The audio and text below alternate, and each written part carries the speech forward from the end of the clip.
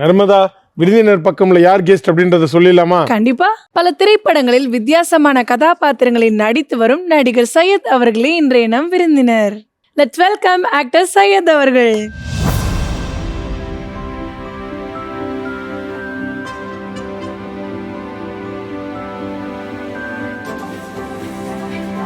வணக்கம். வணக்கம் நர்மதா. வணக்கம் கார்த்திக். எப்படி இருக்கீங்க சார்? நல்லா இருக்கேன். Super sir. Happy to have you on our show sir. Thank you. So உங்களுடைய படம் once upon a time in Madras இந்த மாதம் வந்து வெளியாக இருக்கு. எவ்வளோ ஹாப்பி சார்? ரொம்ப ஹாப்பியாக தான் இருக்குது. அது மெயின் வில்லன் அதில் பண்ணியிருக்கேன்.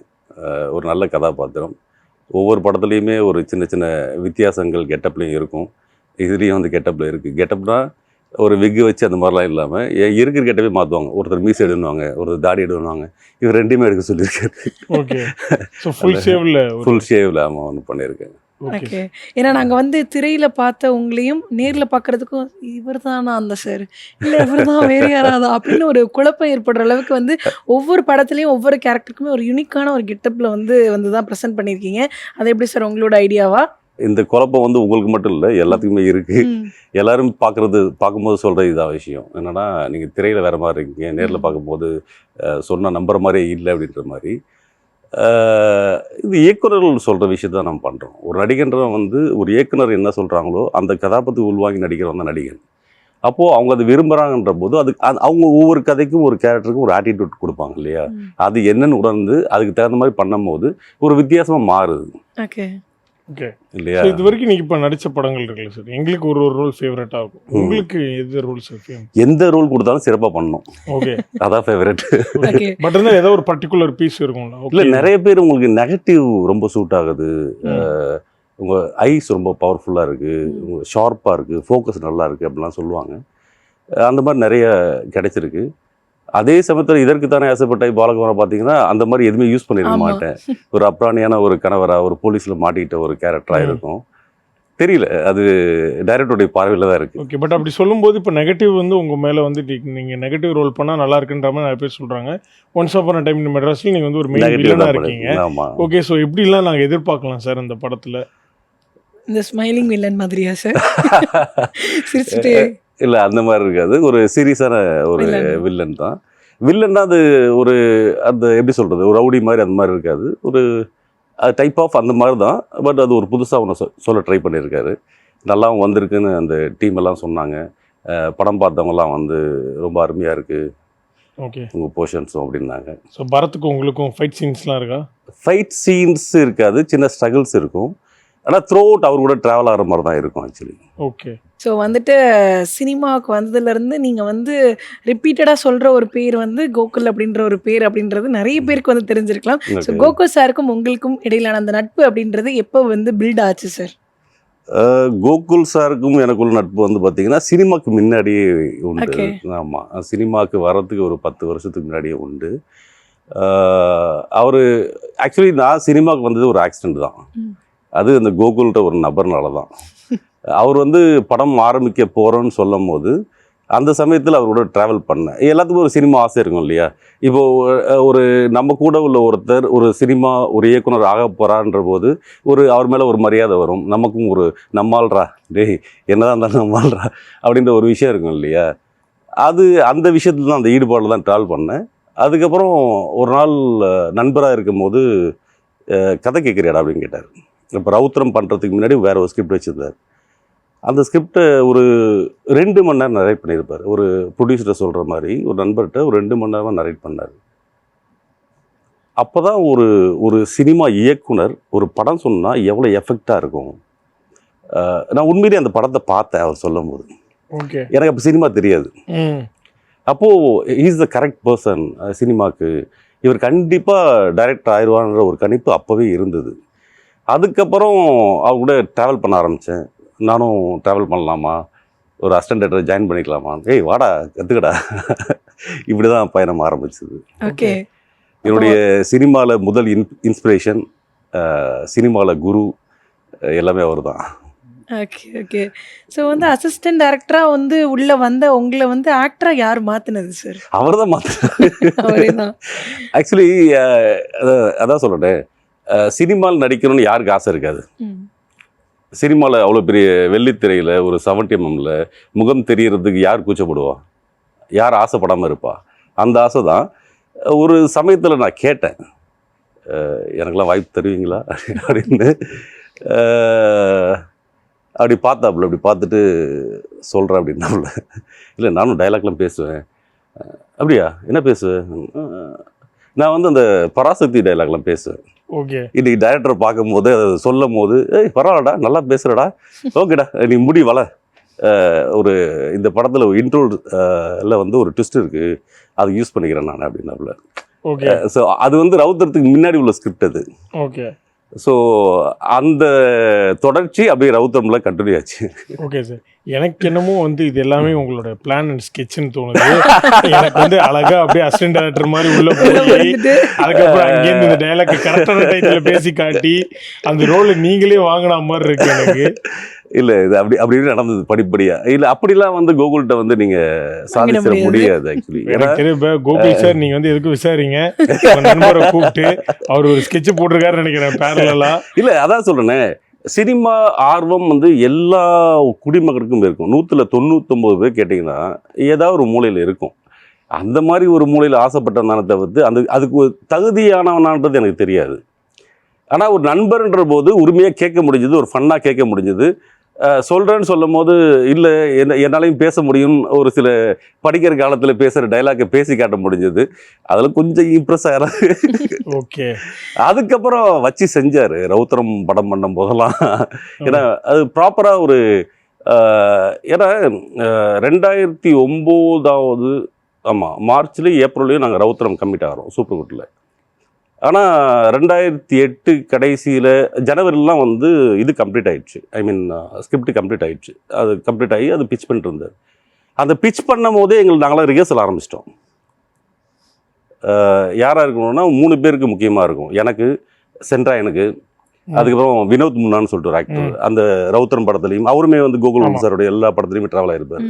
3 பேருக்குமே வந்து ரிஹர்சல் நடக்கும்போது எனக்கு அட்மாஸ்பியரில் கூட நிற்க தெரியாது. அதான் உண்மை. அவர் என்ன பண்ணுவார், அவர்கிட்ட ஒரு ஹேண்டி கேம் இருக்கும். அந்த கேமில் வந்து நடிக்க வச்சுட்டு ஷூட் பண்ணுவார். ஷூட் பண்ணிட்டு டிவியில் போட்டு காட்டுவார். எனக்கு நடிப்புனா என்னன்னு தெரியாது. டைலாக்காவது ஓரளவு பேசிடுவோம். சொல்லி கொடுத்த டைலாகை, எழுதி கொடுத்த டைலாகை மனப்பாடம் பண்ணி பேசிட முடியும். ஆனால் அட்மாஸ்பியர்னு ஒன்று இருக்குல்ல, அதில் நுவான்சஸ்ன்னு ஒன்று இருக்குல்ல, அது எப்படி பண்ணுறதுன்னு தெரியாது. அப்போது அவர் டிவியில் போட்டு காமிச்சு, எப்படி பண்ணியிருக்க பார்த்தியா, ரொம்ப கேவலமாக தான் இருக்குது. அது நமக்கே தெரியும்ல. ஏன்னா சினிமா நமக்கு தெரியும். இப்போ ஒரு பிரியாணி சாப்பிட போகிறோம், நல்லா இருக்குன்னு சொல்கிறோம், நல்லா இல்லைன்னு சொல்கிறோம். அதுக்காக சமைக்க தெரிஞ்சிடணும்னு தேவையில்லைல்ல. அந்த மாதிரி நம்ம நடிப்பு பார்க்கும்போது நமக்கே தெரியுது ரொம்ப கேவலமாக இருக்குன்னு. அப்போது அவர் சொல்லுவார், ஆக்சுவலி இல்லைடா, ஒரு டைலாக் பேசுறது மட்டும் இல்லைண்ணா, ஆக்டிங்கு கூட நிற்கிறவனும் அவங்க என்ன பேசுகிறாங்களோ அதுக்கு நீ ரியாக்ட் பண்ணணும் அப்படின்னு சொல்லிட்டு ஒவ்வொரு முறையும் அதை எடுத்து காட்டி அதை புரிய வச்சு நல்ல ஒரு குருவாகவும் நல்ல ஒரு கைடன்ஸ் கொடுத்த ஒரு நபர் அவர். என்னை பொறுத்த வரைக்கும் நல்ல நடிகரும் கூட. ஓகே. ஸோ நீங்கள் வந்து பராசக்தி டைலாக்லாம் பேசி காட்டி மாசம் ஒரு விஷயம் பண்ணி நடிக்கலாம் ஓகே வாங்கிட்டீங்க. பட் நீங்கள் சொல்கிற மாதிரி சினிமா லாங்குவேஜ்ன்றது வேற இல்லை. ஆமாம். அப்போ ரவுத்திரமில் எவ்வளோ டேக்ஸ்லாம் வாங்கின சீன்ஸ்லாம் இல்லை. ஆக்சுவலி அதான் சொல்கிறேன், எனக்கு வந்து ரவுத்திரமில் வந்து எனக்கு புது படம் தான். ஏன்னா அதுக்கு முன்னாடி ஒரு பிஸ்னஸ் மேனாக தான் இருந்தேன். ஆக்சுவலி ரவுத்திரம் படத்துக்கு முன்னாடி ஒரு பிஸ்னஸ் மேன், அதுவும் மார்க்கெட்டிங்கில் இருந்தேன். அதனால எனக்கு மனுஷங்களை பார்த்தோ கேமரா பார்த்து பயம் கிடையாது.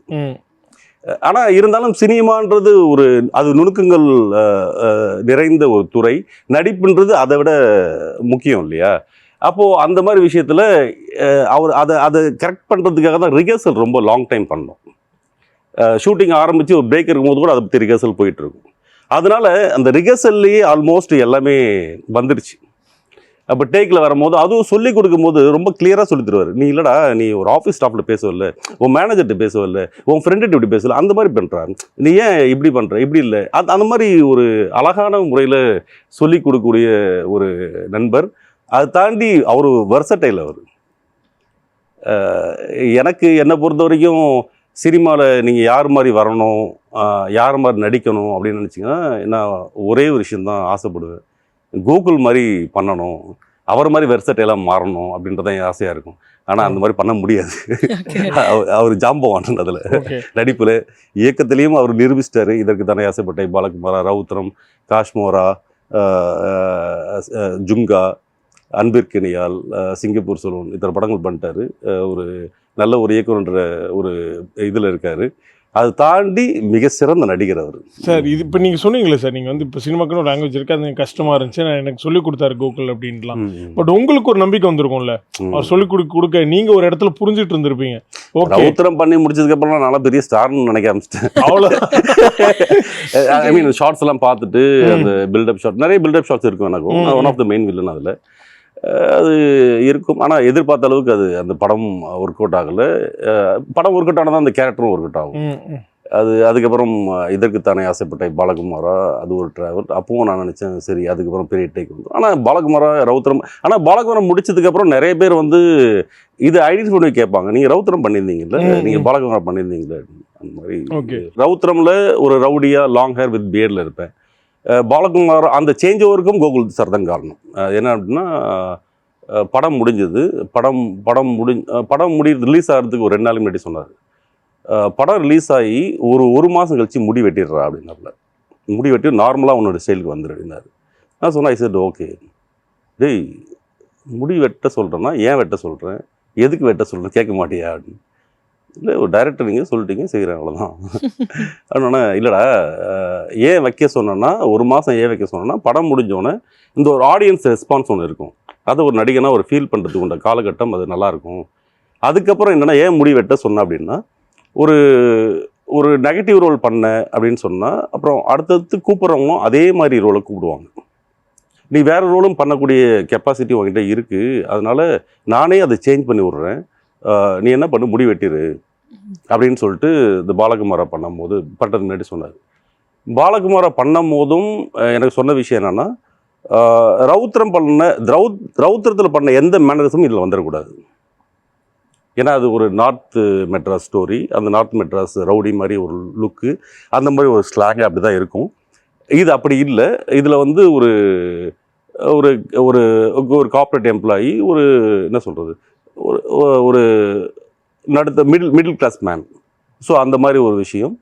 ஸோ அதுக்கு சேஞ்சஸ் இருக்கணும், அது பார்த்துக்கோ அப்படின்னு சொல்லிட்டாரு. ஆனால் அதுக்கப்புறம் வந்து பாலகுமாருக்குமே ரிஹர்சல் போச்சு, ரிஹர்சல் கொடுத்தாங்க, அது கமிட் ஆகி. அதில் வந்து இன்னொரு விஷயம்னா எனக்கு போச்சு, அப்புறமேட்டு லாஸ்ட்டில் வினோத் முன்னா அவருக்கும் போச்சு. விஜய் சேது சாரும் வந்தார். ஆக்சுவலி இது கொஞ்சம் டஃபஸ்ட்டுன்னு சொல்லிட்டு அவரே வந்து நிறைய ஸ்டேஜில் சொல்லியிருக்காரு, இது ஒரு டஃப்பான ஒரு விஷயந்தான். கோகுல் சார் சொல்லும் போதும் இல்லை விஜய் நீ வந்து இது டஃப்பு, கொஞ்சம் வந்தீங்கன்னா ஈஸியாக இருக்கணும்னா அவர் அந்த சமயத்தில் 5-6 படங்கள் பண்ணிகிட்டு இருந்தார். சூதுகவும், பண்ணையாரம் பத்மினியும், ரம்மி, அந்த மாதிரி ஒரு 5-6 படங்கள் பண்ணிகிட்டு இருந்தார்.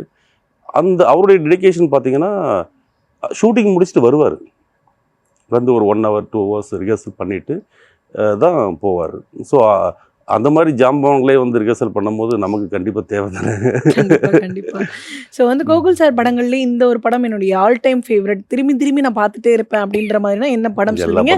அதில் நீங்கள் நடித்த படம் எந்த ஃபேவரட்டான படம்னு? எல்லா படமும் எனக்கு எல்லா படமும் பர்டிகுலராக. ஏன்னா என்ன காரணம்னா, ரவுத்திரம் பண்ணும் போது அந்த கதையில் இருந்திருக்கும், பாலகுமாரா பண்ணும் போது அந்த கதை தெரியும், காஷ்மீரா பண்ணும் போது அந்த கதை தெரியும். ஸோ இது எப்படி படத்தில் வரும்போது ஒரு சில விஷயங்கள் மிஸ் ஆகிருக்கலாம், பட் அது வேறு விஷயங்கள் இருக்குதுன்னு வச்சுங்களேன்.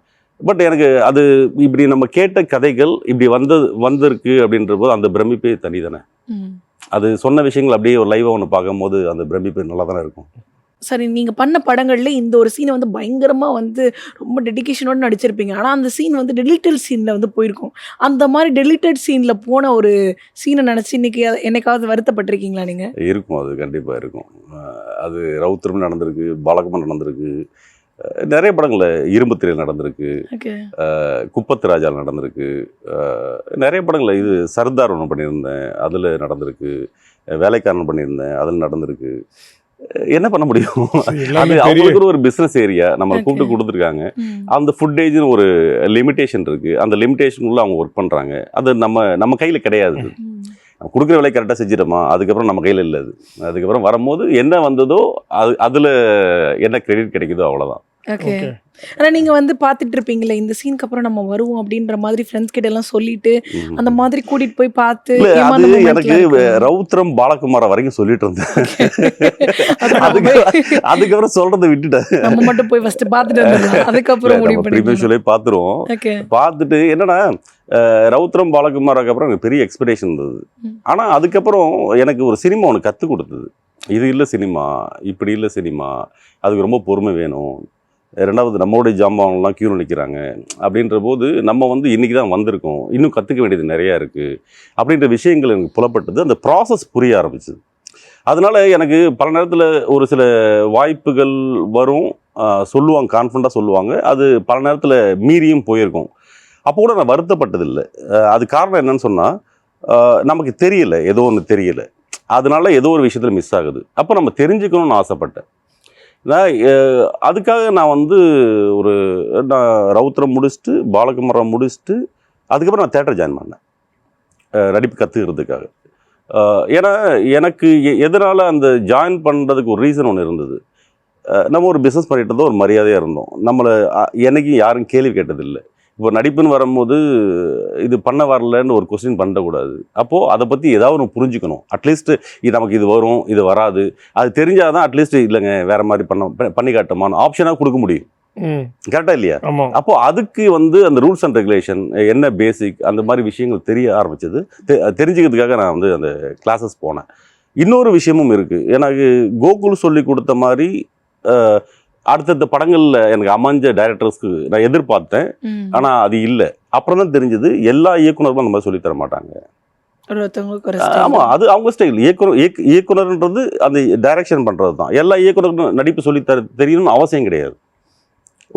ஒரு சிலருக்கு தெரியும், ஒரு சிலருக்கு தெரியாது. தெரியாததுனால அது அவங்க குறையும் கிடையாது. அப்போது என்ன எனக்கு தோணுச்சு அப்படின்னு சொன்னால், ஒரு நடிகன்ற ஒரு வேலைக்கு போகிற நடிப்பு என்னன்றது உனக்கு தெரியணும் ஃபஸ்ட்டு.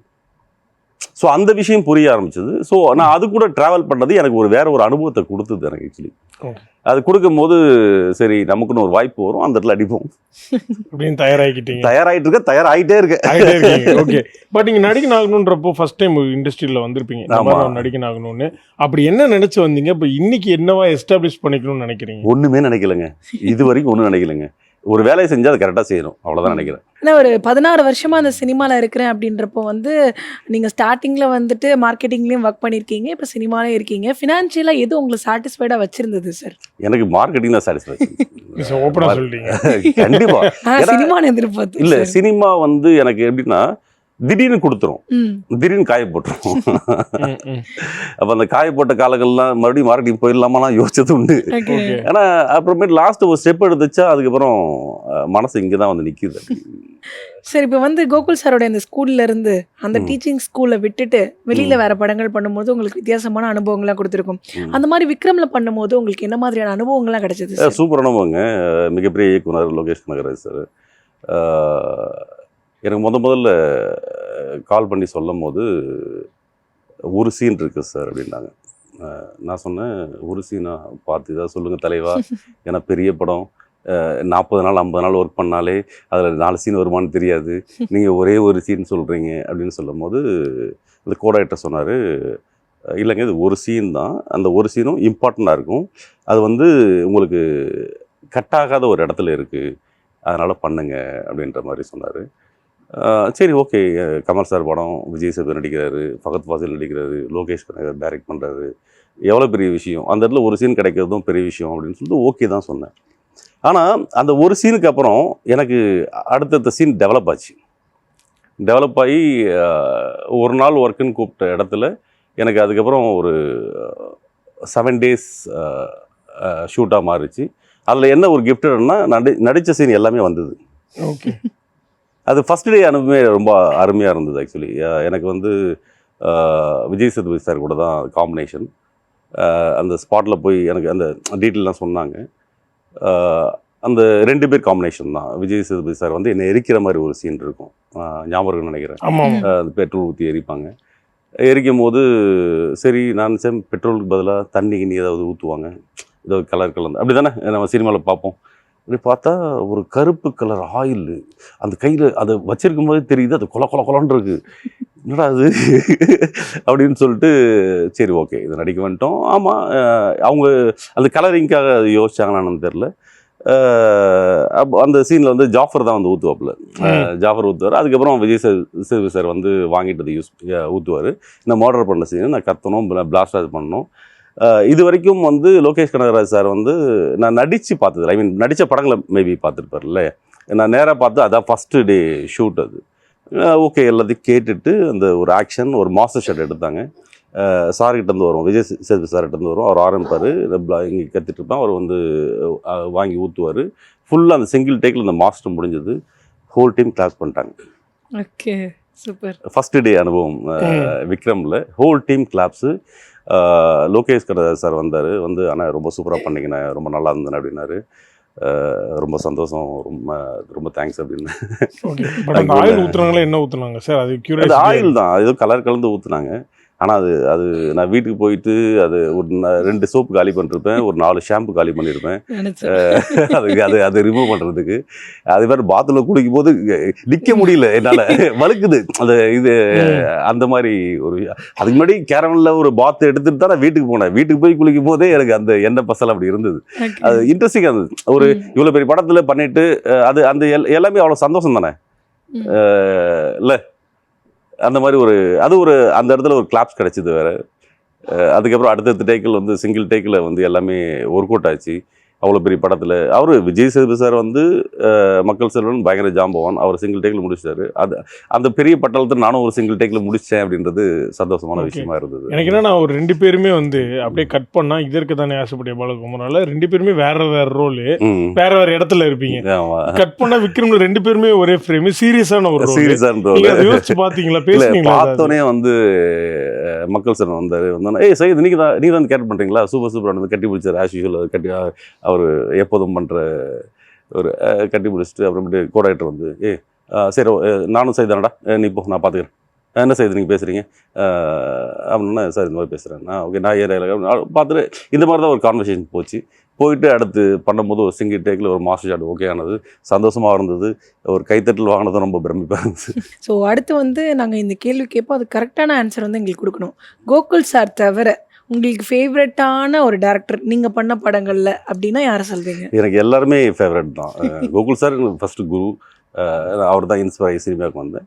அதை தாண்டி பாபா மாஸ்டர்கிட்ட பாபா பாஸ்கர் மாஸ்டர்கிட்ட ஒர்க் பண்ணேன். குப்பத்து ராஜா, அதில் வந்து ஒரு இன்ஸ்பெக்டர் கேரக்டர் பண்ணியிருப்பேன், ரொம்ப நல்ல கேரக்டர் ஆக்சுவலி. அது நான் ஜென்ரலாக ஒரு ஆடிஷன் தான் போனேன். ஆடிஷன் போனோன்னே எப்போதும் மாதிரி தான், எல்லோரும் மாதிரி தான், என்ன அவர் ரெகனைஸ் பண்ண முடியல. அப்புறம் நான் ரவுத்ரன் பண்ணது, பாலகுமார் பண்ணது நான் சீன் கட் பண்ணி வச்சுருப்பேன், காட்டினேன். செல்லம் நீ தானே செல்லம், அது சமையல் பண்ணி தான் செல்லம் அப்படின்னாரு. அப்புறம் லாஸ்ட்டில் அந்த டீம் அவங்க எப்படி உட்காந்துருந்தாங்கன்னா, அது எனக்கு புதுசாக இருந்தது ஆக்சுவலி. மாஸ்டர்னா இப்போ ஒரு ஆஃபீஸ் டிஸ்கஷன் இருக்கும்ல, டிஸ்கஷன் வந்தால் வந்து டேபிள் சேர் அப்படி போட்டு உட்காந்துருப்பாங்கல்ல, இவங்க அப்படி உட்காரல. ஹாலில் அவர் உட்காந்துருக்காரு, அவர் சுற்றி அப்படி உட்காந்துருக்காங்க. ஏதோ நான் நினச்சேன் சரி பாபா மாஸ்டர் அப்போ தான் ஃபஸ்ட் டைம் பார்க்குறேன். பார்த்துட்டு அது டிஃப்ரெண்ட்டாக இருந்தது. அப்புறம் வந்து ஃபஸ்ட் டைம் நான் காட்டும் போதே அந்த ஷோரீல்லாம் என்னுடைய ஷோரீல் பார்த்துட்டு அப்போவே சொன்னார், அந்த கோட் அட்ரஸில் அந்த போலீஸ் கேரக்டர் கரெக்டாக இருக்கும்ல அப்படின்னாரு. ஸோ அப்படி தான் நான் செலக்ட் ஆனேன். அதே மாதிரி நடிக்கும் போதும் ஒரு மானிட்டர் பார்க்கும்போதே சொல்லுவார், செல்லம் நல்லா இருக்கு செல்லம், இதே பண்ணிட்டு செல்லம் அப்படின்னாரு. ரொம்ப நல்லா என்கரேஜ் பண்ணுவார். ரொம்ப அனுபவம் நல்லா இருந்தது. அதே மாதிரி இரும்புத்திரை பண்ணும்போது PS மித்ரன் சார் வந்து அவரோட 2 படம் ஒர்க் பண்ணிட்டேன். இரும்புத்திரையிலையும் பண்ணேன், சர்தார் அதுலேயும் பண்ணேன். இரும்புத்திரையும் அப்படி தான் இருந்தது. எனக்கு ஒரு கேரக்டர் முன்னாடி கொடுத்துருந்தாங்க, அதுக்கப்புறம் கேரக்டர் மாறிச்சு. அப்போ போகும்போது அவங்களும் ரொம்ப ஈஸியாக பண்ணாங்க. ரொம்ப நான் போனோன்னா முதல்ல டைலாக் கேட்பேன், ஏதாவது அசிஸ்டன்ட் உங்களுக்கு கொஞ்சம் கொடுங்க, இந்த டைலாக் கொஞ்சம் கொடுங்க அப்படின்னு கேட்பேன். கொஞ்சம் அப்படின்னு பண்ணாங்கன்னா, இல்லை சார் டைலாக் மேபி மாறுற மாதிரி இருக்கும். அந்த கூட சொன்னார், பிரசாத் நினைக்கிறேன் அவர் பேர். ஆமாம், அவர் சொன்னார் மேபி டைலாக் மாறும் சார், அதனால் நான் ஸ்பாட்டில் தரேன் சார். டைலாக் மாறினாலும் பரவாயில்ல, அது பிரச்சனை இல்லை, முதல்ல சீனை மட்டும் எக்ஸ்பிளைன் பண்ணுங்கள், நான் மூட க்ரியேட் பண்ணிக்கிறேன் அப்படின்னு சொல்லிட்டு அப்புறம் லாஸ்ட்டில் சீன் சொன்னாங்க, இந்த மாதிரி விஷயம் சொன்னாங்க. அது ப்ரிப்பேர் ஆனது. அப்புறம் மித்ரன் சார் வந்தார், சார் ஒரு தடவை பண்ணி பார்த்துக்கலாமா அப்படின்னாரு. அப்புறம் லாஸ்ட்டில் விஷாசால் போர்ஷனில் அவர் நின்றுட்டு என்ன பண்ண சொன்னார். அவ்வளோதான் சார் சார் சூப்பர் சார், இந்த கடைசியாக அந்த வால்யூம் ஏற்றுனீங்களா சார், அதை மட்டும் கொஞ்சம் இறக்கலாம் சார் அப்படின்னாரு. அவ்வளோதான். அதுவும் சிங்கிள் டேக்கில் ஓகேயான ஒரு விஷயம். நல்ல ஒரு விஷால் சார் கூட பண்ணது. ஓகே. ஸோ தமிழ் தவிர வேற என்னென்ன லாங்குவேஜ்லலாம் ஒர்க் பண்ணணும்னு ஆசைப்படுறீங்க? எனக்கு மலையாளத்தில் ஒர்க் பண்ணணும் ஆசை, எனக்கு தெலுங்கில் ஒர்க் பண்ணணும் ஆசை. ஏன்னா மலையாள சினிமா ரொம்ப பிடிக்கும் ஆக்சுவலி. நான் நடிப்பு கற்றுக்கும் போது எனக்கு ரொம்ப குழப்பம் இருந்தது. அதாவது ஒரு டைலாக் சொல்லும் போது ஆரம்பத்தில் எனக்கு எப்படி இருந்ததுன்னா, டைலாக் டெலிவரியே டைலாக் சொன்னால் டைலாகாக சொல்லிவிடுவேன். அது உள்வாங்கி சொல்ல தெரியலன்றது மட்டும் எனக்கு தெரியும். ஐ மீன் அந்த இப்போது நான் பேசும்போது ஒரு கேப் விட்டு பேசுகிறேன்ல, இதுதான் யதார்த்தம். ஏன்னா ஒரு யோசனைக்கு உட்பட்டு தான் நான் சொல்கிறேன். இப்போ நடிப்புன்னு வரும்போது நம்ம ஒப்பிச்சிருவோம் இல்லையா? அது வந்து தேட்டரில் என்ன சொல்லுவாங்கன்னா வாமிட் சொல்லுவாங்க. நம்ம படித்த விஷயத்த அப்படியே வந்து ஒப்பிக்கிறது. ஐ மீன் கொஞ்சம் புரிஞ்சு சொன்னாலும் சரி, அது கொஞ்சம் ரியாலிட்டிக்கு ஏற்ற மாதிரி பண்ண வேண்டியது தான் ஒரு நடிகனோட வேலை. இப்போ அந்த விஷயம் நிறைய மிஸ் பண்ணிகிட்டே இருந்தேன். இருக்கும்போது அப்போது நிறைய பேர்கிட்ட கோகுல் சார்ட்டே நான் கேட்டிருக்கேன், எனக்கு இது மாதிரி வரமாட்டேங்குது, யாராவது ஃபாலோ பண்ணலாமா அப்படின்னு. அப்படின்னா அதனால் இது அப்படி ஃபாலோ பண்ணலாம் வரதில்லை நடிப்பு. சரி இதை ரெஃபர் பண்ணுங்க அப்படின்னு கேட்டேன். மலையாள படம்லாம் பாடுறா, மோகன்லால், மம்முட்டி, லால் சார், அந்த மாதிரி படங்கள்லாம் பாடுறாரு. ஸோ அதை புரிஞ்சுக்கிட்டு அதுக்கப்புறம் நிறைய மலையாள படங்கள் அடிக்ட் ஆகிட்டேன் actually. Super sir. So once upon a time in Madras வந்து வரப்போகுது அப்படின்றது நமக்கு சொல்லிட்டீங்க ஸ்டார்டிங்கு. அது இல்லாமல் அப்கமிங் ப்ராஜெக்ட்ஸ் என்னென்ன இருக்குது? அது போக அர்ஜுன் சார் கூட ஒரு படம் பண்ணியிருக்கேன். அதில் ஒன் ஆஃப் த மெயின் வில்லனாக பண்ணியிருக்கேன். அப்புறம் ஐஸ்வர்யாஜ், அதில் ஐஸ்வர்யாஜேஷன் நடிச்சிருக்காங்க. அது போக இன்னொரு ப்ராஜெக்ட், அதுவும் ஐஸ்வர்யாஜேஷ் ப்ராஜெக்ட் தான். அந்த படத்துலேயே ஒரு நல்ல ரோல் பண்ணியிருக்கேன். அது போக யோகி பாபு சார் கூட ஒரு படம் பண்ணியிருக்கேன். இந்த மாதிரி போயிட்டுருக்கு. ஒரு 2-3 படங்கள் பேசிகிட்டு இருக்கேன். அதுக்காக கொஞ்சம் தாடி கொஞ்சம் எக்ஸ்ட்ரா வளர்த்துட்டு இருக்கேன். ஓகே, இது ஒரு சஸ்பென்ஸ் மட்டும் விட்டுருக்கீங்க. என்ன படம் அப்படின்றது நாங்கள் தெரிஞ்சுக்கிறோம். படம் வந்து அர்ஜுன் சார் கூட நடித்தது வந்து தீயவர் குலைகள் நடுங்கன்னு சொல்லிட்டு ஒரு படம். அது மேபி இந்த 1 or 2 months பிளான் பண்ணுறாங்க. யோகி பாபு சார் வந்து இன்னும் அந்த பேர் வைக்கலை. இது இவங்களுடைய படம் வந்து ட்ரெண்டிங் துர்கான்னு சொல்லிட்டு ஐஸ்வர்யாஜேஷ் அவங்களுடைய படம். ஓகே. ஸோ இந்த மாதிரி வரிசையில் இருக்குது. அது போக 2-3 படங்கள் பேசிகிட்டு இருக்கேன். சூப்பர். அது போக விதார்த் சாரோடைய ஒரு படம் வைப்பர்னு சொல்லிட்டு அதுவும் ப்ராசஸில், அதுவும் ஷூட்டிங் ஆன் த ப்ராசஸில் இருக்குது. Okay, super sir. உங்களுடைய ப்ராஜெக்ட்டும் ட்ரெண்டிங்காக சூப்பராக வந்து வின் பண்ணணும் அப்படின்னு சொல்லிட்டு எங்கள் டீம் சார்பாகவும் எங்களுடைய ஜெயா டிவி சார்பாகவும் வாழ்த்துக்கள் சார். நன்றி. Thank you so much. தேங்க்யூ.